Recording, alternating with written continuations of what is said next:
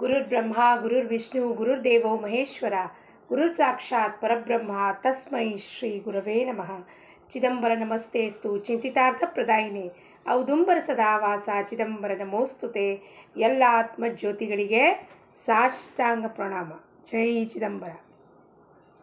ಇಂದಿನ ಯಾರೋ ಸ್ಥಿರ ಕರೋ ಮೇರೆ ಮನ ಹಾಕಿ ವಿವರಣೆ ಹೇಳಿ ಯೂಟ್ಯೂಬ್ನಲ್ಲಿ ಅಂತ ಹೇಳಿದರು. ಯಾರು ಹೇಳಿದ್ರಪ್ಪ? ಅವರು ಚಿದಂಬರನೇ. ಯಾರು ಹೇಳಿದ್ದು? ಆನಂದ. ಪುನಃ ಪುನಃ ಕೇಳಬೇಕು ಅನ್ನೋದು ಆನಂದ. ಅದಕ್ಕೆ ಆ ಸ್ಥಿರ ಕರೋ ಮೇರೆ ಮನ ಅವ್ರು ಹೇಳಿದ್ದಕ್ಕೆ ಅವ್ರ ಸಲುವಾಗಿ ಅದನ್ನು ಅವರಿಗೆ ಸಮರ್ಪಣಾ. ಚಿದಂಬರ ಸ್ವರೂಪರಾದವರು ಯಾರು ಹೇಳಿದ್ರು, ನಮ್ಮ ಮನಸ್ಸಿನಲ್ಲಿ ವ್ಯಕ್ತಪಡಿಸಿದಾಗ ಏನು ಆನಂದ ಆಗತ್ತಪ್ಪ. ವ್ಯಕ್ತಪಡಿಸ್ಬೇಕು ಯಾವಾಗಲೂ. ಒಬ್ಬರು ಹೇಳಿದ್ರೆ, ಹಾಡಿದ್ರೆ ವ್ಯಕ್ತಪಡಿಸ್ಬೇಕು. ಏನು ಚೆನ್ನಾಗಿ ಹೇಳಿದ್ದೀರಾ ಅಂತಲ್ಲ, ಅಂದರೆ ಆ ಮನಸ್ಸಿಗೆ ನಮಗೆ ಮುಟ್ಟಬೇಕದು ಮಾತದು. ಮನಸ್ಸಿಗೆ ಯಾವಾಗ ಮುಟ್ಟತ್ತೆ? ಯಾವಾಗ ನಮ್ಮ ಮನಸ್ಸು ಸ್ಥಿರ ಆಗತ್ತೆ. ಸುಮ್ಮನೆ ಬಟರ್ ಹಚ್ಚಿಬಿಟ್ಟು ತುಂಬ ಚೆನ್ನಾಗಿ ಹೇಳಿದ್ರಿ ಅನ್ನೋದು ಉಪಯೋಗ ಇಲ್ಲ. ನನ್ನ ಅಹಂಕಾರಕ್ಕೆ ನೀವು ಬಢಾವ ಕೊಡ್ತೀರಾ, ಓ ಭಾಳ ಚೆನ್ನಾಗಿ ಹೇಳಿದ್ರಿ ದೀಪ. ಇಲ್ಲ, ನಿಮ್ಮ ಮನಸ್ಸಿಗೆ ಮುಟ್ಟುತ್ತಾ, ಪುನಃ ನಿಮಗೆ ಕೇಳಿಸ್ಬೇಕು ಅನ್ನಿಸ್ತಾ, ಆವಾಗ ನೀವು ಹೇಳಿದಾಗ ಅದು ನಿಜವಾಗಿಯೂ ಮನಸ್ಸಿಗೆ ಮುಟ್ಟಿರುತ್ತೆ. ಇಲ್ಲಾಂದರೆ ಕೇವಲ ಬಾಹ್ಯವಾಗಿ ಹೇಳಿದ್ರೆ ಅದರ ಉಪಯೋಗ ಇರೋದಿಲ್ಲ. ಸುಮ್ಮನೆ ನಾನು ನಿಮಗೆ ಬಂದುಬಿಟ್ಟು ತುಂಬ ಚೆನ್ನಾಗಿ ಹೇಳಿದ್ರಿ ಏನಾಗುತ್ತೆ? ನನ್ನ ಅಹಂಕಾರಕ್ಕೆ ಇನ್ನೂ ನೀವು ಪಾಲಿಷ್ ಮಾಡ್ತೀರಾ, ಓ ಇನ್ನೂ ಉಬ್ಬಲಿ ಅಹಂಕಾರ ಅಂತ. ಅದರಿಂದ ಪರಮಾತ್ಮ ಸಿಗೋದಿಲ್ಲ. ಜನ ಅಂತಾರೆ ವಾವ ಅಂತ, ಅದು 2 ದಿವಸಕ್ಕಂತಾರೆ, 4 ದಿವಸ ಅಂತಾರೆ, 6 ತಿಂಗಳಂತಾರೆ, 1 ವರ್ಷ ಅಂತಾರೆ. ಆಮೇಲೆ ಮುಂದೇನೂ ಇಲ್ಲ. ಅದೆಲ್ಲ ನಮ್ಮ ಉದ್ದೇಶ ಇರಬೇಕು. ನಮ್ಮ ಉದ್ದೇಶ ಪರಮಾತ್ಮನ ಪ್ರಾಪ್ತಿ ಕಡೆಗೆ ನಾವು ಹೋಗಬೇಕು. ಒಂದು ಹಂತ ಮೆಟ್ಲು ಮುಂದೆ ಹತ್ತಬೇಕು. ಈ ಜಗತ್ತಿನ ಆಸೆ ಬಿಡಬೇಕು. ಯಾರಾದರೂ ನನ್ನನ್ನು ಕೊಂಡಾಡಬೇಕು ಅನ್ನೋ ಆಸೆನೂ ಬಿಡಬೇಕು. ಆವಾಗ ಅವನ ಹತ್ತಿರ ಆಗ್ಲಿಕ್ಕೆ ಸಾಧ್ಯ. ಎಷ್ಟು ಸಂತರೆಲ್ಲ ಸಾಧುಗಳು ಹೆಂಗೆ ಕೂತಿರ್ತಾರೆ? ಕೆಳಗಡೆ ಕೂತಿರ್ತಾರೆ. ಅವ್ರು ಕೆಳಗಡೆ ಕೂತಾಗ ನಾವು ನೋಡಿದಾಗ ಹೆಂಗೆ ಅನ್ಸುತ್ತಪ್ಪ, ಅಯ್ಯೋ ಪಾಪ ಇವ್ರು ಕೆಳಗಡೆ ಕೂತಿದ್ದಾರಲ್ಲ. ಆದರೆ ಅವರಿಗೆ ಕೆಳಗೆ ಮೇಲೆ ಏನೂ ಇರೋದಿಲ್ಲ. ಇಡೀ ಬ್ರಹ್ಮಾಂಡ ತ್ರೈಲೋಕ್ಯನೇ ನಂದು, ಪರಮಾತ್ಮ ನನ್ನ ಜೊತೆಗಿದ್ದಾನೆ ಅಂದಮೇಲೆ ನಾನು ಎಲ್ಲಿ ಕೂತ್ರೇನು ರಾಜಾನೇ ಇರ್ತೀನಿ. ಒಳಗಿಂದ ನಾನು ರಾಜ ಇದ್ದೀನಿ. ಹೊರಗಡೆಯಿಂದ ನೀವೇನು ಅನ್ಕೋತೀರಾ? ಅಯ್ಯೋ ಹೆಂಗೆ ಕೂತಿದ್ದಾನಪ್ಪ, ರಸ್ತೆ ಮೇಲೆ ಹೋಗ್ತಿರ್ತಾನೆ, ಅವ್ನು ಹೆಂಗೋ ಕೂತಿರ್ತಾನೆ, ನಗ್ತಿರ್ತಾನೆ, ಒಬ್ಬನೇ ಪರಮಾತ್ಮನ ಜೊತೆ ಮಾತಾಡ್ತಿರ್ತಾನೆ. ನಾವು ನನ್ನವ್ರು ಹುಚ್ಚ ಅನ್ಕೋತೀವಿ. ಆದರೆ ಅವ್ನು ರಾಜ ಇರ್ತಾನೆ ಒಳಗಿಂದ. ಯಾಕೆಂದರೆ ಮನಸ್ಸು ಅವನ ಜೊತೆ ಸ್ಥಾಪನೆ ಆಗೋಗಿರುತ್ತೆ. ಅಲ್ಲ, ಅವನಿಗೆ ಏನೂ ಬೇಕಾಗಿಲ್ಲ, ಬೇಡಿಕೆ ಇಲ್ಲ, ಆಸೆ ಇಲ್ಲ, ಆಸಕ್ತಿ ಇಲ್ಲ.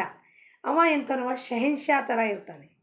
चाह मिटी चिंता मिटी मन बेपरवाह हो गया, जिसको कछु नहीं चाहिए वह ಶಹನ್ಶಾ हो गया. ಅವನು ಶಹನ್ಶಾ. ಅವನು ಯಾರಿಗೇನು ಬೇಡಿಕೆ ಇಲ್ಲೋ ಅವನು ಶಹನ್ಶಾ. ಯಾಕೆಂದರೆ ತ್ರೈಲೋಕ್ಯದ ಒಡೆಯ ಅವನ ಜೊತೆಗಿದ್ದಾನೆ. ಅಂದರೆ ಏನು ಕೇಳಿದ್ರೆ ಅವನು ಕೊಡ್ತಾನವ.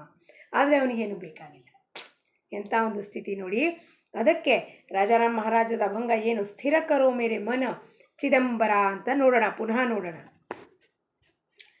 ಸ್ಥಿರ ಕರೋ मेरे मन चिदंबरा, स्थिर करो मेरे मन, स्थिर करो स्थिर करो स्थिर करो स्थिर करो स्थिर करो मेरे मन चिदंबरा, स्थिर करो मेरे मन. आज्ञा दीनी आयो परदेस, आज्ञा दीनी आयो परदेस, किते लगे तो भी दीन चिदंबरा, स्थिर करो मेरे मन. थके हाथ पाव नाही सुख देही, थके हाथ पाव नाही सुख देही, काया हो रही क्षीण चिदंबरा, काया हो रही क्षीण चिदंबरा, स्थिर करो मेरे मन. चित्त उदासीन नाही मुझे चयन, चित्त उदासीन नाही मुझे चयन, मन करो उन्मन चिदंबरा, मन करो उन्मन चिदंबरा, स्थिर करो मेरे मन. राह देखो कहलो प्रभु दीजे धीर, राह देखो कहलो प्रभु दीजे धीर, साईं दिखलाओ चरण चिदंबरा, साईं दिखलाओ चरण चिदंबरा, स्थिर करो मेरे मन। दास कहे मुझे आस मिलन की, दास कहे मुझे आस मिलन की, लागे रहे रे नयन चिदंबरा, लागे रहे रे नयन चिदंबरा, स्थिर करो मेरे मन, स्थिर करो मेरे मन चिदंबरा, स्थिर करो मेरे मन. ಎಂಥ ಒಂದು ಅದ್ಭುತವಾದ ಭಂಗ. ರಾಜ ಮಹಾರಾಜರು ನಮ್ಮ ಮನಸ್ಸಿಗೆ ಎಷ್ಟು ಚೆನ್ನಾಗಿ ಬೋಧನೆ ಮಾಡ್ತಾರಪ್ಪ. ನನ್ನ ಮನಸ್ಸು ಫಸ್ಟು ಸ್ಥಿರ ಆಗಬೇಕು. ಭಗವತ್ ಪ್ರಾಪ್ತಿಯಲ್ಲಿ ಮೊದಲನೇ ಮೆಟ್ಲೆ ಮನಸ್ಸು ಸ್ಥಿರ ಆಗೋದು. ಮನಸ್ಸು ಸ್ಥಿರ ಇಲ್ಲ ಅಂದರೆ ಸುಮ್ಮನೆ ಬಾಹ್ಯವಾಗಿ ಜಪ ಮಾಡಿದ್ರೇನು, ನಿರೂಪಣ ಮಾಡಿದ್ರೇನು, ಹೇಳೋದ್ರೇನು, ಬಿಟ್ರೇನು, ಅದು ಯಾವುದೂ ಲೆಕ್ಕಕ್ಕೆ ಉಂಟಾಗೋದಿಲ್ಲ.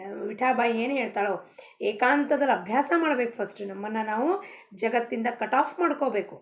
ಏಕಾಂತ ಅಭ್ಯಾಸ ಮಾಡ್ಕೋಬೇಕು, ಏಕಾಂತದ ಸ್ಮರಣೆ ಮಾಡಬೇಕು, ಏಕಾಂತದಲ್ಲಿ ಓದಬೇಕು, ವಾಚನ ಮಾಡಬೇಕು, ಅದರಲ್ಲಿ ಚಿಂತನ ಮನನ ನಿಧಿಧ್ಯಾಸವನ್ನು ಮಾಡಬೇಕು. ಅವಾಗ ಹೋಗಿ ಏನಾಗತ್ತಪ್ಪ, ನಮಗೆ ಆ ಸ್ಥಿರ ಆಗತ್ತೆ ಮನಸ್ಸು. ಮನಸ್ಸು ಸ್ಥಿರ ಆಯಿತು ಅಂದರೆ ಬಾಹ್ಯ ಜಗತ್ತಿನ ಯಾವ ಪರಿಸ್ಥಿತಿಯೂ ನಿಮ್ಮ ಮನಸ್ಸಿನ ಮೇಲೆ ಪರಿಣಾಮ ಉಂಟು ಮಾಡೋದಿಲ್ಲ. ವೇಳೆ ಪ್ರಸಂಗ ಬಂದಾಗ ನಿಮಗೆ ಮಾತಾಡಬೇಕಾದ ಪರಿಸ್ಥಿತಿ ಬಂದಾಗ ಮಾತಾಡ್ತೀರಾ, ಪುನಃ ಆ ಮನಸ್ಸನ್ನು ವಾಪಸ್ ಅವನಲ್ಲಿ ಹೋಗಿ ನೆಲೆಸ್ತೀರ. ಅಷ್ಟಕ್ಕೆ ಪೂರ್ತಿಗೆ ಅದು ಬಳಕೆ ಆಗತ್ತೆ ವಿನಃ ಇನ್ಯಾವ ವಿಷಯಕ್ಕೂ ಆಗೋದಿಲ್ಲ. ಅದಕ್ಕೆ ಭಗವದ್ಗೀತೆಯಲ್ಲಿ ಹೇಳಿದ ಪರಮಾತ್ಮ ಏನಪ್ಪ, ಯೋಗಸ್ಥ ಕುರು ಕರ್ಮಾಣಿ ಸಂಗಂ ತ್ಯಕ್ತ್ವಾ ಧನಂಜಯ, ಸಿದ್ಧಿ ಅಸಿದ್ಧ್ಯೋ ಸಮಃ ಭೂತ್ವ ಸಮತ್ವಂ ಯೋಗ ಉಚ್ಯತೆ. ಯೋಗಸ್ಥ ಕುರು ಕರ್ಮಾಣಿ, ಧನಂಜಯ ಮನಸ್ಸು ಏಕಾಗ್ರಚಿತ್ತಾಗಿ ಪರಮಾತ್ಮನಲ್ಲಿ ನೆಲೆಸಿ ಎಲ್ಲ ಅಟ್ಯಾಚ್ಮೆಂಟ್ ಆಸಕ್ತಿಯನ್ನು ಬಿಟ್ಟು ಒಂದೇ ಧ್ಯಾಸದಲ್ಲಿ ಎಲ್ಲ ಕಾರ್ಯದಲ್ಲೂ ಸಕ್ಸಸ್ ಇರಲಿ ಫೇಲ್ಯೂರ್ ಇರಲಿ, ಜಯ ಇರಲಿ ಅಪಜಯ ಇರಲಿ, ಮಾನ ಇರಲಿ ಅಪಮಾನ ಇರಲಿ, ಯಾರು ಈಕ್ವಿ ಪಾಯ್ಸ್ಡ್ ಇರ್ತಾರೋ ಅದೇ ಯೋಗ. ಯೋಗ ಅಂದರೆ ಅವನ ಜೊತೆ ಯೋಗ ಅಂದರೆ ಪರಮಾತ್ಮನಲ್ಲಿ ಮರ್ಜ್ ಆಗೋದು, ವಿಲೀನ ಆಗೋದು. ಅಂಥ ಒಂದು ಯೋಗಿ ಏನು ಮಾಡ್ತಾನೆ, ಎಲ್ಲ ಕಾರ್ಯವೂ ಪರಮಾತ್ಮ ನೀನು ಇಚ್ಛೆಯಂತೆ ನಡೀತಾ ಇದೆಯಪ್ಪ, ಇದು ನನ್ನ ಒಳಿತಕ್ಕೆ ಮಾಡ್ತಾ ಇದೆಯಾ, ಅದು ನನ್ನ ಒಳಿತಕ್ಕೆ ಮಾಡ್ತಾ ಇದೆಯಾ, ಇಂದಿನ ಏನಾಗುತ್ತೋ ಘಟನೆ ನನ್ನ ಜೀವನದಲ್ಲಿ ಮುಂದಿನ ಬಾಗಿಲು ತೆಗಿಲಿಕ್ಕೆ ಇಂಥ ಒಂದು ಘಟನೆ ತಂದಿಡ್ತೀಯ ನನ್ನ ಮುಂದೆ ಅಂತ ಹೇಳಿ ಅವನು ಸಮಸ್ಥಿತಿಯಲ್ಲಿರ್ತಾನೆ. ಏನು ಹೇಳಿದ್ರು, ಸ್ಥಿರ ಕರೋ ಮೇರೆ ಮನ ಚಿದಂಬರ. ಬಾಹ್ಯವಾಗಿ ನೋಡೋಣ, ರಾಜಾರಾಮ್ ಮಹಾರಾಜರ ಪ್ರಯಾಣ ಬಾಬುಳ್ಗಾವಿಂದ ಎಲ್ಲಿಗಪ್ಪ, ಮುರುಗೋಡು ತನಕ ಪ್ರಯಾಣ ಮಾಡಿದಾಗ ಇವೆಲ್ಲ ಒಂದು ಬಾಹ್ಯ ವರ್ಣನೆ ನೋಡಿದಾಗ ಅವ್ರು ಏನು ಹೇಳ್ತಾರೆ, ಆಜ್ಞಾದೀನಿ ಆಯೋ ಪರದೇಶ, ಆಜ್ಞಾ ಕೊಟ್ಟೆ ನೀನು, ಅದಕ್ಕೆ ನಾನು ಆ ಪರದೇಶ, ನನ್ನ ಬಾಬುಳ್ಗಾವ್ ಎಲ್ಲಿದೆ, ಮುರುಗೋಡು ಎಲ್ಲಿದೆ, ಅಲ್ಲಿಂದ ನಾನು ಅಲ್ಲಿ ತನಕ ಬಂದೆ. ಆ ಕಾಲದಲ್ಲಿ ನಡ್ಕೊಂಡು ಅರಣ್ಯ ಜಂಗಲ್ಲು ಎಲ್ಲ ಕ್ರಾಸ್ ಮಾಡ್ಕೊಂಡು ಬಂದೆ ನಾನು. ಆಜ್ಞಾದೀನಿ ಆಯೋ ಪರದೇಶ, ಆದರೂ ಇನ್ನೂ ಎಷ್ಟು ದಿವಸನಪ್ಪ ನೀನು ದರ್ಶನ ಮಾಡಲಿಕ್ಕೆ. ಲಿಂಗಾಯತ್ ವಾಡಿದಲ್ಲಿ ಗೋಠ ಇದರಲ್ಲಿ ಕೌಶೆಡ್ಡಲ್ಲಿ ಅವರು ಕೊಟ್ಟಿಗೆದಲ್ಲಿ ಇದ್ದರು, ಸ್ವಾಮಿ ದರ್ಶನ ಪಡೀಲಿಕ್ಕೆ ಇನ್ನೂ ಅವಕಾಶ ಆಗಿರಲಿಲ್ಲ. ಅದಕ್ಕೆ ಹೇಳ್ತಾರೆ, ಆಜ್ಞದಿಂದ ಬಂದಿದ್ದೀನಿ, ನಿನ್ನ ದರ್ಶನಕ್ಕೆ ಕಾತುರತೆಯಿಂದ ನನ್ನ ಕಣ್ಣುಗಳು ಕಿವಿಗಳು ಬಾಯಿ ಎಲ್ಲ ಇಂದ್ರಿಯಗಳು ನಿನ್ನನ್ನು ನೋಡಬೇಕು ಮಾತಾಡಬೇಕು ಅನ್ನೋಕ್ಕೆ ಕಾತುರದಿಂದ ಕಾಯ್ತಿದ್ದಾವೆ. ಯಾವಾಗ ದರ್ಶನ ಕೊಡ್ತೀಯಪ್ಪ. ಈ ಪ್ರಯಾಣದಲ್ಲಿ ಥಕ್ಕೆ ಹಾತವಪ್ಪ ಅವ. ಈಗ ಪ್ರಪಂಚದ ವಸ್ತು ವಿಷಯದ ಹಿಂದೆ ಹೋಗಿ ಹೋಗಿ ನಮ್ಮ ದೇಹ ಜರ್ಜರ ಆಗೋಗಿರುತ್ತೆ. ಥಕ್ಕೆ ಹಾತ ಪಾವ ನಾಹಿ ಸುಖದೇಹಿ, ಕಾಯ ಹೋ ರಹಿ ಕ್ಷೀಣ ಚಿದಂಬರ. ಕಾಯ ಜರ್ಜರ ಆಗ್ತಿದೆ, ಕ್ಷೀಣ ಆಗ್ತಿದೆ, ಆದರೂ ನಾವು ಆಸೆನೇ ಬಿಡೋದಿಲ್ವಲ್ಲ. ಒಮ್ಮೆ ಒಂದು ತೀರ್ಥದಲ್ಲಿ ಸ್ನಾನ ಮಾಡಿದ್ರೆ ಸಾಕಾಗೋದಿಲ್ವೇನ್ರಿ. ನಮ್ಮ ಮನೆಯಲ್ಲಿ ನಿತ್ಯ ಹೇಳ್ಕೊತೀವಿ, ಏನಪ್ಪ, ಗಂಗೆ ಚ ಯಮುನೆ ಚೈವ ಗೋದಾವರಿ ಸರಸ್ವತಿ ನರ್ಮದೇ ಸಿಂಧು ಕಾವೇರಿ ಜಲೈ ಸನ್ನಿಧಿಂ ಕುರುಂ. ನನ್ನ ಮನೆಯಲ್ಲೇ ಎಲ್ಲ ಹರಿತೀರಮ್ಮ ಅಂದ್ಕೊಂಡು ಮಗ್ ನೀರು ಹಾಕ್ಕೊಂಡು ಅದನ್ನು ಹೇಳ್ಕೊತೀವಿ. ಮತ್ತು ಎಷ್ಟು ತೀರ್ಥಾಟನೆ ಮಾಡಬೇಕು. ಕಾಯ ಕ್ಷೀಣ ಆಗ್ತಿರತ್ತೆ. ಕಾಯ ಕ್ಷೀಣ ಆದಾಗ ಒಂದು ಕಡೆ ಕುತ್ಕೊಂಡು ವಿಠಾಬಾಯಿ ಹೇಳಿದಂತೆ ಏಕಾಂತ ನಾಮಸ್ಮರಣೆ ಮಾಡೋದು, ಎಲ್ಲೂ ಹೋಗದಲೇ ನಮ್ಮ ಸ್ವಸ್ಥಾನದಲ್ಲಿ ಕುತ್ಕೊಂಡು ನಾಮಸ್ಮರಣೆ ಮಾಡ್ತಾ ಅವನ ಧ್ಯಾನದಲ್ಲಿ ನಮ್ಮ ಮನಸ್ಸನ್ನು ಅವನಲ್ಲಿ ಸಂಪೂರ್ಣವಾಗಿ ತೊಡಗಿಸ್ಬಿರಬೇಕು. ಆದರೆ ನಮ್ಗೆ ಆಸೆನೇ ಹೋಗ್ತಾ ಇಲ್ಲ, ಮನಸ್ಸು ಸ್ಥಿರನೇ ಇಲ್ಲ, ಚಂಚಲ. ಯಾರು ಕರೆದ ತಕ್ಷಣ ಅಲ್ಲಿ ಓಡೋಗ್ತಿರ್ತಾ, ಅಲ್ಲಿ ಹೋಗೋಣ ಇಲ್ಲಿ ಹೋಗೋಣ ಇಲ್ಲಿ ಹೋಗೋಣ ಅಲ್ಲಿ ಹೋಗೋಣ. ಅಲ್ಲಿಂದ ಮೂಗಲ್ ಶೀತ ಆಯಿತು, ಕೆಮ್ಮಾಯಿತು, ಕಾಲು ನೋವಾಯ್ತು ರೀ, ಅರ್ಥರೈಟಿಸ್ ಆಯಿತು, ಒಂದು ವಾರ ಬಿದ್ದುಬಿಟ್ಟೇರಿ, ಹಿಂಗೆ ಆಯ್ತು ರೀ ಹಂಗೆ ಆಯ್ತು ರೀ. ಆವಾಗ ನಾಮಸ್ಮರಣೆ ಎಲ್ಲಿಂದ ಮಾಡ್ತೀರ ನಾವು? ಮಾಡಲಿಕ್ಕೆ ಸಾಧ್ಯತೆ ಇದೆಯಾ? ನಾಮಸ್ಮರಣೆ ಸೈಡಿಗೆ ಹೊಟ್ಟೋಗುತ್ತೆ. ನಮ್ಮ ದೇಹದ ನೋವೇ ಹೇಳ್ಕೊಳ್ಳೋದ್ರಲ್ಲೇ ಜಾಸ್ತಿ ನಾವು ಅದರ ನಾಮಸ್ಮರಣೆ ಮಾಡ್ತೀವಿ, ದೇಹದ ನಾಮಸ್ಮರಣೆ ಮಾಡ್ತಿರ್ತೀವಿ, ಹಿಂಗಾಯಿತು ಹಿಂಗಾಯಿತು ಹಿಂಗಾಯಿತು ಅಂತ. ಆದರೆ ಚಿದಂಬರ ಚಿದಂಬರ ಚಿದಂಬರ ಸೈಡಿಗೆ ಹೊಟ್ಟೋಗ್ತಾನೆ. ಚಿತ್ತ ಉದಾಸೀನ ನಾಹಿ ಮುಜೆ ಚಯನ ಮನ ಕರೋ ಉನ್ಮನ. ನನ್ನ ಚಿತ್ತ ಉದಾಸವಾಗಿದೆಯಪ್ಪ, ನನಗೆ ಚಯನ ಇಲ್ಲ, ನನಗೆ ಸಮಾಧಾನವೇ ಇಲ್ಲ. ಪ್ರಪಂಚಕ್ಕೆ ಬಂದು ಪರಮಾರ್ಥವನ್ನು ಶ್ರದ್ಧೆಯಿಂದ ಮಾಡಬೇಕು ಅಂತ ಶ್ರೀ ಮಹಾರಾಜರು ಇವತ್ತು ಹೇಳಿದ್ರು. ಶ್ರದ್ಧಾ ಯಾರಿಗಿರುತ್ತೋ, ಅಜ್ಞಾನಿ ಮನುಷ್ಯ ಅಡಾಣಿ ಮನುಷ್ಯ ಇರ್ತಾನೆ, ಅವನಿಗೆ ಹೇಳಿದ್ರೆ ಸಾಕು ನಾಮಸ್ಮರಣೆ ಮಾಡಪ್ಪ ಅಂದ್ರೆ ಅವ್ನು ಏನೂ ಪ್ರಶ್ನೆನೇ ಮಾಡೋದಿಲ್ಲ. ಆಮೇಲೆ ಯಾರು ತರ್ಕ ವಿತರ್ಕಿ ಮಾಡ್ತಾರೋ ಅವ್ರು ಯಾವತ್ತೂ ಪರಮಾರ್ಥಕ್ಕೆ ಬರಲಿಕ್ಕೆ ಸಾಧ್ಯ ಇಲ್ಲ. ತರ್ಕ ವಿತರ್ಕ ಹೇಳಿದ್ರಪ್ಪ ಇದನ್ನು ಮಾಡು ಅಂದರೆ ಮಾಡಿಬಿಡಬೇಕು, ಜಂಪ್ ಮಾಡು ಅಂದರೆ ಮಾಡಿಬಿಡಬೇಕು. ತರ್ಕ ವಿತರ್ಕ, ನಾನು ಯಾಕೆ ಜಂಪ್ ಮಾಡಲಿರಿ, ಬೇರೆಯವ್ರಿಗೆ ಹೇಳಿ ಜಂಪ್ ಮಾಡಲಿಕ್ಕೆ, ಅವ್ರನ್ನ ಕರ್ಕೊಂಬಂದು ಜಂಪ್ ಮಾಡಿಸಿ, ಇದೆಲ್ಲ ನಾವು ಪ್ರಶ್ನೆ. ತರ್ಕ ವಿತರ್ಕ ಮಾಡೋರು ಯಾವತ್ತೂ ಗುರುವನಿಗೆ ಶಿಷ್ಯ ಆಗ್ಲಿಕ್ಕೆ ಸಾಧ್ಯ ಇಲ್ಲ. ಎಲ್ಲಿ ಕ್ವೆಶ್ಚನ್ ಆನ್ಸರ್ ಸೆಷನ್ಸ್ ಇರುತ್ತೋ, ಕ್ವೆಶ್ಚನ್ ಕೇಳೋದು, ಅದಕ್ಕೆ ನಾನು ಮಾಡೋದಿಲ್ಲ, ನಾನು ಯಾಕೆ ಮಾಡಲಿ, ಅಲ್ಲಿ ಯಾವತ್ತೂ ಸಮರ್ಪಣಾ ಭಾವ ಬರೋದಿಲ್ಲ. ಅದಕ್ಕೆ ಅವ್ರು ಹೇಳ್ತಾರೆ ಚಿತ್ತ ಉದಾಸೀನಿ, ಇಂಥ ವಿಚಾರದಿಂದ ನನ್ನ ಚಿತ್ತ ಉದಾಸ ಆಗೋಗಿರುತ್ತೆ. ನಾಹಿ ಮುಜಿ ಚಯ್ಯನ ಮನ ಕರೋ ಉನ್ಮನಿ ಸ್ಥಿತಿಗೆ ಹೋಗಪ್ಪ. ಉನ್ಮನಿ ಸ್ಥಿತಿ ಅಂದರೆ ಏನಪ್ಪ? ಉನ್ಮನಿ ಸ್ಥಿತಿದಲ್ಲಿ ಕೂತ್ಕೊಂಡು ಎಲ್ಲವೂ ಅವನು ಬಿಟ್ಟು ಇನ್ನೆಂಥದೂ ಇಲ್ಲ. ನಮ್ಮ ಗುರುಗಳು ಏನು ಮಾಡಿದ್ರಪ್ಪ, ಎಲ್ಲವನ್ನೂ ತೊಗೊಳ್ರಿ, ಭಂಡಾರ ಕೊಡ್ತೀನಿ ಅಂದ್ರೆ ಏನು? ಭಾಗವತ, ಭಗವದ್ಗೀತಾ, ಉಪನಿಷತ್ತು, ಮಹಾಭಾರತ, ರಾಮಾಯಣ, ಸೌಂದರ್ಯ ಲಹರಿ, ಶಂಕರಾಚಾರ್ಯದ ಅಪರೋಕ್ಷಾನುಭೂತಿ, ವಿವೇಕ್ ಚೂಡಾಮಣಿ, ದೃಕ್ ದೃಶ್ಯ ವಿವೇಕ, ಐ ಆಮ್ ದಟ್, ನಿಸರ್ಗದತ್ತ ಮಹಾರಾಜರು ಪ್ರವಚನ, ಅವರ ಚರಿತ್ರೆ, ಬ್ರಹ್ಮಾನಂದ ಮಹಾರಾಜರು, ದಾಸಬೋಧು, ಮನಾಚೆ ಶ್ಲೋಕು, ಏನು ಹೇಳಲಿಕ್ಕಿಲ್ಲ ಅಂಥದ್ದೆಲ್ಲವನ್ನು ಓದ್ರಿ, ಹೇಳಿಕೊಟ್ರು, ಭಂಡಾರ ಕೊಟ್ಬಿಟ್ರು. ಯಾಕೆ? ಜೀವನ ಒಮ್ಮೆ ಅರ್ಥ ಆಯಿತು, ಪರಮಾತ್ಮನ ಹೊರತಾಗಿ ನಮ್ಮ ಕರ್ತಾಧರ್ತ ಇಲ್ಲ, ಅವನನ್ನು ಕೊಂಡಾಡಬೇಕು, ಹಾಡಬೇಕು, ಹೊಗಳಬೇಕು ಅಂದರೆ ಅಭಂಗ ಹೇಳ್ರಿ, ಅಭಂಗ ಬರೀರಿ ಅಂತಿದ್ರು. ಹೇಳ್ರಪ್ಪ ಅಭಂಗ ಬಾಯಲ್ಲಿ ಹೇಳ್ರಿ, ಬರ್ಕೊಳ್ರಿ, ಅದನ್ನು ಹೇಳ್ರಿ, ನಿರೂಪಣೆ ಮಾಡಿರಿ, ಎಕ್ಸ್ಪ್ಲೇನ್ ಮಾಡಿರಿ ಜನಕ್ಕೆ. ಯಾಕಪ್ಪ? ಒಂದು ಜೀವನ, ಒಂದು ಜನ್ಮ ಸಾಲದು ತಿಳ್ಕೊಳ್ಳಿಕ್ಕೆ. ಭಂಡಾರ ಎನ್ಸೈಕ್ಲೋಪೀಡಿಯಾ ಥರ ಯೂನಿವರ್ಸ್ ಕೊಟ್ಟು ಬಿಡ್ತಾನೆ ಗುರು ಹತ್ರ ಹೋದ್ರಿ. ತೊಗೊಳಪ್ಪ ತಿಳ್ಕೊ. ಪ್ರಪಂಚ ತಿಳ್ಕೋತ ಹೋಗ್ತಿದ್ದೆ, ಕೆಲಸ ಇಲ್ಲದ ವಿಚಾರದಲ್ಲಿ ತಲೆ ಹಾಕ್ಕೊಂಡು, ನೋವು ಮಾಡಿಕೊಂಡು, ಬೇಜಾರು ಮಾಡಿಕೊಂಡು, ಗೋಳಾಡ್ಕೊಂಡು, ಅತ್ತಾಡ್ಕೊಂಡು, ಇದಕ್ಕೆ ದುಃಖ ಕೊಟ್ಟು, ಶರೀರಕ್ಕೆ ದುಃಖ ಮಾಡ್ಕೊಂಡು ಒದ್ದಾಡ್ತಿದ್ದೆ. ಈಗ ಈ ಭಂಡಾರ ಕೊಟ್ಟಿದ್ದೀನಿ, ನಿನಗೆ ಟೈಮೇ ಇರೋದಿಲ್ಲ ಬೇರೆಯವ್ರ ಜೊತೆ ಮಾತಾಡ್ಲಿಕ್ಕಲ್ಲಿ. ಎಲ್ಲಿರೋ ಟೈಮು? ಭಗವದ್ಗೀತಾ, ಉಪನಿಷತ್ತು, ಅದು ಇದು, ಇದನ್ನು ಶ್ಲೋಕಗಳಲ್ಲಿ ಓದಬೇಕು, ಮನನ ಮಾಡಬೇಕು, ಚಿಂತನೆ ಮಾಡಬೇಕು. ಐ ಆಮ್ ದಟ್ಟು, ರಮಣ ಮಹರ್ಷಿಗಳು, ಅದು ಉಪದೇಶ ಶಾಸ್ತ್ರ, ಇವೆಲ್ಲ ಓದ್ತಾ ಹೋದ್ರೆ, ಅಕ್ಷರಮಣಮಾಲೈ, ಹೂ ಆಮ್ ಐ ಎಲ್ಲ ಓದ್ತಾ ಹೋದರೆ ಟೈಮ್ ಎಲ್ಲಿದೆ ರೀ ಮಹಾರಾಜ್? ಒಂದು ಟೈಮ್ ಇರೋದಿಲ್ಲ. ಮನಸ್ಸು ತಾನೇ ಸ್ಥಿರ ಆಗ್ತಾ ಹೋಗುತ್ತೆ. ಇವೆಲ್ಲ ಓದ್ತಾ ಹೋದರೆ ಇದರಲ್ಲೇ ಸ್ಥಿರ ಆಗ್ತಾ ಹೋಗುತ್ತೆ. ಆ ಜ್ಞಾನ ಪರಮಾತ್ಮ ಗುರು ರೂಪದಲ್ಲಿ ಬಂದು ಸದ್ಗುರು ರೂಪದಲ್ಲಿ ಕೊಟ್ಟೇ ಬಿಡ್ತಾನವ. ನಾಮವನ್ನು ಗಟ್ಟಿಯಾಗಿ ಹಿಡ್ಕೊಂಡ್ರೆ ನಾಮದಲ್ಲಿ ಎಲ್ಲವೂ ಅಡಗಿರೋದನ್ನೆಲ್ಲ ತೆಗೆದು ಭಂಡಾರ ಕೊಟ್ಟು ಬಿಡ್ತಾನೆ. ಅದಕ್ಕೆ ಅವ್ರು ಹೇಳ್ತಾರೆ ಮನಕರೋ ಉನ್ಮನ ಚಿದಂಬರ. ಉನ್ಮನಿ ಅವಸ್ಥಾ ಅಂದರೆ ಏನಪ್ಪ? ಪರಮಾತ್ಮನ ಹೊರತಾಗ್ಬಿಟ್ಟು ನಿಮಗೇನು ತೋಚೋದಿಲ್ಲ. ಹೆಂಗೆ? ಅಭಂಗ ಓದೋದು, ಅಭಂಗ ಬರೆಯೋದು, ಅಭಂಗ ತಿಳ್ಕೊಳ್ಳೋದು, ಚಿಂತನೆ ಮಾಡೋದು, ಅದ್ರ ಬಗ್ಗೆ ಡಿಸ್ಕಷನ್ ಮಾಡೋದು, ಪುನಃ ಅದನ್ನು ಆ ರಾಗದಲ್ಲಿ ಹೇಳೋದು, ಈ ರಾಗದಲ್ಲಿ ಹೇಳೋದು, ಇನ್ನೊಂದು ರಾಗ ಕೇಳಿದ್ದು ಅದನ್ನು ಬೈ ಹಾರ್ಟ್ ಮಾಡ್ಕೊಳ್ಳೋದು, ಭಗವದ್ಗೀತಾ ಓದೋದು, ಶ್ಲೋಕ ಚಾಂಟಿಂಗ್ ಮಾಡೋದು, ಇವೆಲ್ಲ ಮಾಡ್ತಿರೋ ನಿಮಗೆ ಎಲ್ಲಿ ಟೈಮ್ ಸಿಗೋದು ಬೇರೆ ಮಾಡಲಿಕ್ಕೆ? ಏನಾದ್ರು ಈ ವಿಚಾರ ಮಾಡ್ಲಿಕ್ಕೆ ಟೈಮ್ ಸಿಗತ್ತಾ? ವಿಚಾರ ಮಾಡಿ. ಒಂದು ವಿಚಾರ ಇರೋದಿಲ್ಲ ಮನಸ್ಸಿನಲ್ಲಿ. ಇನ್ನು ಪ್ರಪಂಚದ ಕೆಲಸನ ರೋಬೋಟ್ ಥರ ಕೆಲಸಗಳು ನಡೀತಾರೆ. ಮಹಾರಾಜರು ಹೇಳ್ತಾರೆ 3 ತಾಸು ಬೇಕಷ್ಟೇ ಪ್ರಪಂಚದ ಕೆಲಸ ಮಾಡಲಿಕ್ಕೆ, ಬಾಕಿದೆಲ್ಲ ವ್ಯರ್ಥವಾಗಿ ನಮ್ಮ ಬಾಯನ್ನು ಮಾತಾಡ್ಲಿಕ್ಕೆ ಖರ್ಚು ಮಾಡ್ತೀವಿ. 3 ತಾಸು ಬೇಕು ನಮಗೆ, ಓನ್ಲಿ 3 hours ಪ್ರಪಂಚದ ಕೆಲಸಗಳನ್ನು ಮಾಡಲಿಕ್ಕೆ. ಅಡುಗೆ ತಿಂಡಿ ಇದು ಅದು ಏನೇನು ಮುಂತಾದ ಕೆಲಸ ಎಲ್ಲ ಮಾಡ್ಲಿಕ್ಕೆ 3, ಹಬ್ಬ ಅಂದರೆ 4 ತಾಸು. ಬಾಕಿದು 18 ತಾಸಲ್ಲಿ 6 ತಾಸು ನಿದ್ದೆಗೆ ತೆಗೆದ್ರು 12 ತಾಸಿದೆ ಪರಮಾತ್ಮನ ಧ್ಯಾನ ಮಾಡಲಿಕ್ಕೆ. ಮಾಡ್ತೀವ ನಾವು?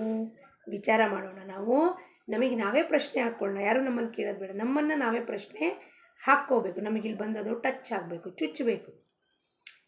ಯಾರಾದರೂ ಏನಾದ್ರು ಹೇಳಿದ್ರೆ, ನಿರೂಪಣ ಹೇಳಿದ್ರೆ, ಪ್ರವಚನ ಹೇಳಿದ್ರೆ ನಮ್ಮ ಕಣ್ಣಾಗ ನೀರು ಬರಬೇಕು. ಅಪ್ಪ ಪರಮಾತ್ಮ ಎಷ್ಟು ನನಗೆ ಚೆನ್ನಾಗಿ ಬೋಧನೆ ಮಾಡದೆ ಬಂದು ಇನ್ನು ನನ್ನ ಜೀವನ ಹಾದಿಯನ್ನು ನಾನು ಬದಲಾಯಿಸ್ಕೋತೀನಿ ಅನ್ನೋದು ಅರಿವಿಗೆ ಬಂದಾಗ ನಿಜವಾಗಿಯೂ ನಮ್ಮ ಉದ್ಧಾರ ಆಗತ್ತೆ. ಅದಕ್ಕೆ ಅವ್ರು ಹೇಳ್ತಾರೆ ಅಂಥ ಉನ್ಮನಿ ಅವಸ್ಥೆಗೆ ಕರ್ಕೊಂಡು ಹೋಗಪ್ಪ ಪರಮಾತ್ಮ. ಮತ್ತು ಏನು ಹೇಳ್ತಾರೆ? ರಾಹ ದೇಖೋ ಕಾಲೋ ಪ್ರಭು ದೀಜೆ ಧೀರ. ನಿನ್ನ ರಸ್ತೆ ನೋಡ್ತಾ ಇದ್ದೀನಿ, ಸಾಯಿ ದಿಕ್ಲಾओ ಚರಣ ಚಿದಂಬರ, ನಿನ್ನ ರಸ್ತೆ ನೋಡ್ತಾ ಇದ್ದೀನಿ, ಹಾದಿ ಕಾಯ್ತಾ ಇದ್ದೀನಿ. ಮನೆಯಲ್ಲಿ ಆಫೀಸಿಂದ ನಮ್ಮ ಮನೆಯವರು ಒಂದು ಸ್ವಲ್ಪ ಹೊತ್ತು ಲೇಟಾಗಿ ಬಂದರೆ ನಾವು ಹಾದಿ ಕಾಯ್ತಾ ಇರ್ತೀವಿ, ಯಾಕೆ ಬಂದಿಲ್ಲ, ಫೋನ್ ಮಾಡ್ತೀವಿ ರೀ, ಯಾಕೆ ರೀ ಬಂದಿಲ್ಲ, ಟ್ರೈನ್ ಲೇಟ್ ಏನ್ರಿ, ಬರೋಕ್ಕೆ ಟೈಮ್ ಆಗುತ್ತಾ, ಬಸ್ ಲೇಟಾ, ಎಷ್ಟು ಪ್ರಶ್ನೆಗಳನ್ನು ಮಾಡಿ ಕಾಳಜಿ ಇರುತ್ತೆ. ಹಾಗೆಯೇ ಪರಮಾತ್ಮನಿಗೆ ನಮ್ಮ ಬಗ್ಗೆ ಕಾಳಜಿ ಇರುತ್ತೆ, ಜೀವದ ಉದ್ಧಾರ ಆಗಬೇಕು. ಅದಕ್ಕೆ ಅವ್ರು ಹೇಳ್ತಾರೆ, ರಾಹ ದೇಖೋ ಕಾಲೋ ಪ್ರಭು ದೀಜೆ ಧೀರ. ಈ ಪರಮಾತ್ಮದಲ್ಲಿ ಬಂದಾಗ ಏನು ಬೇಕು ನಮಗೆ? ಶ್ರದ್ಧಾ ಸಬೂರಿ, ಧೀರ್ ಬೇಕು. ಎಲ್ಲವೂ ಕೆಲಸ ಅವನ ಇಚ್ಛೆಯಂತೆ ಆಗತ್ತೆ, ಅವನ ಸಮಯದಲ್ಲಿ ಆಗತ್ತೆ. ನಾವು ಹೇಳಿದಾಗ ಕೂಡಲೇ ಆಗೋದಿಲ್ಲ ಏನು ಮಾತು, ಯಾರೂ ನಮ್ಮ ಮಾತು ಕೇಳೋದಿಲ್ಲ. ಈಗಿಂದೀಗಲೇ ಆಗ್ಬಿಡ್ಬೇಕು ಅಂತ ಯಾರೂ ಕೇಳೋದಿಲ್ಲ. ಸಾಯಿ ದಿಕ್ಲಾओ ಚರಣ ಚಿದಂಬರ, ನಿನ್ನ ಚರಣ ದರ್ಶನವನ್ನು ಮಾಡಿಸಪ್ಪ. ಎಲ್ಲಿ? ಇಲ್ಲಿ. ಶೂನ್ಯ ಸಿಂಹಾಸನ ಪ್ರಕಟ ದಿಸೆ ರೂಪ. ಶೂನ್ಯ ಸಿಂಹಾಸನ, ನಿರಾಕಾರ ಸ್ವರೂಪ, ಶುದ್ಧ ಚೈತನ್ಯ, ಅಲ್ಲಿ ಒಂದು ರೂಪ ಪ್ರಕಟ ಆಗತ್ತೆ. ನಾನು ಚಿದಂಬರ ಅಂದ ಕೂಡಲೇ ಈ ಶುದ್ಧ ಚೈತನ್ಯ ನಿರಾಕಾರ ಸ್ವರೂಪದಲ್ಲಿ ಇಲ್ಲಿ ಒಂದು ರೂಪ ಪ್ರಕಟ ಆಗತ್ತೆ. ಶೂನ್ಯ ಸಿಂಹಾಸನ ಪ್ರಕಟ ದಿಸೆ ರೂಪ, ಕಣ್ಣು ಮುಂದೆ ಬರುತ್ತೆ, ಕಣ್ಣು ಒಳಗಿನ ಕಣ್ಣು ಮುಂದೆ ಬರುತ್ತೆ. ಏನು? ಚಿದಂಬರನ ಬಾಬುಳ್ಗಾವ್ ರೂಪ ಬರುತ್ತೆ. ಆ ರೂಪ ಬಂದ ಕೂಡಲೇ ನನ್ನ ಮನಸ್ಸಿಗೆ ಆಹ್ಲಾದ, ಆನಂದ, ಇದು ಮುದ ಕೊಡುತ್ತೆ. ಅದು ರೂಪ ನೋಡಿದ್ರೆ ಆವಾಗ ತಾನೇ ಒಂದೊಂದು ಹಾಡು ಬರ್ತವೆ, ಅಭಂಗ ಬರ್ತವೆ. ಅದಕ್ಕೆ ಹೇಳ್ತಾರೆ, ಶೂನ್ಯ ಸಿಂಹಾಸನ ಪ್ರಕಟ ದಿಸೆ ರೂಪ, ಆನಂದಿ ಆನಂದ ಆನಂದ ಹೇ ಜಾಣ. ಏನು ಹೇಳ್ತಾಳೆ ಮುಂದೆ? ದಾಸ ಕಹೆ ಮುझे ಆಸ ಮಿಲನ್ ಕಿ, ದಾಸ ಕಹೆ ಮುझे, ನನಗೆ ಇನ್ನೇನಿದೆ ಆಸೆ? ನಿನ್ನ ಮಿಲನ ಆಗೋದು ಆಸೆ, ನಿನ್ನಲ್ಲಿ ಮರ್ಜ್ ಆಗುವ ಆಸೆ, ನಿನ್ನ ಆಲಿಂಗನದ ಆಸೆ. ಆಲಿಂಗನ ಅಂದರೆ ಪರಮಾತ್ಮ ಜೀವಾತ್ಮ ಒಂದಾಗುವ ಸಮಯ, ಅಂದರೆ ಅವನು ಮನಸ್ಸು ಹೋಗಿ ಪರಮಾತ್ಮನಲ್ಲಿ ಒಂದಾಗಪ್ಪ. ನೀನೇ ಕರ್ತಾ ಧರ್ತಾ, ಈ ದೇಹವನ್ನು ನಡೆಸೋನು ಆ ಸ್ವಾಮಿ ನೀನೇ, ಈ ದೇಹಕ್ಕೆ ಒಡೆಯಾನೇ ನೀನೇ.